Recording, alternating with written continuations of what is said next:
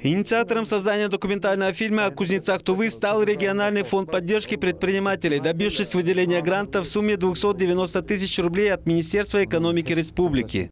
Грант начали мы реализовать в начало месяца сентября. Сейчас уже у нас съемочная работа уже закончилась, идет работа именно на текст работы. Над завершением картины? На завершение, да. Картина сейчас идет до 10 мы должны закончить свой проект, и отчет у нас до 13 числа месяца. Всего проектом было охвачено 8 мастеров-кузнецов из 2 Кажунов и Кызыла.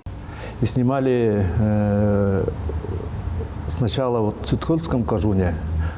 Там на этом проекте участвовали, мы снимали 3 мастера, 3 кузнеца, и они показывали свои именно рабочие места, мы там снимали, и работы, как они работают, и они рассказывали свою деятельность именно.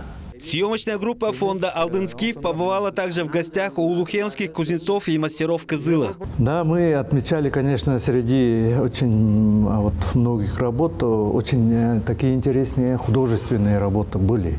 Да, конечно, это, конечно, будущее, наверное, уже будем показывать, снимать, наверное, дальше будем.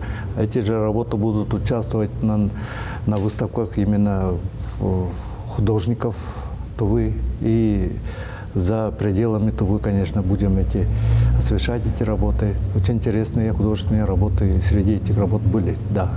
Председатель фонда «Алдынскиф», он же председатель Союза художников Тувы Шой Чурук, рассказал нашей съемочной группе, что работать с кузнецами-индивидуалами было непросто из-за их крайней скромности. Шой Улзаевич отметил, что, изучая работу тувинских кузнецов, он заметил во всех произведениях след скифского звериного стиля. И это стало еще одним доказательством необходимости продолжения проекта по раскрытию талантов мастеров кузнечного дела. Презентация фильма запланирована на конец октября, начало ноября текущего года, после чего станет доступным для желающих познакомиться с трудами тувинских кузнецов. Сайгын Бербе, Буян Оюн, Айдын Кулар, Тува 24.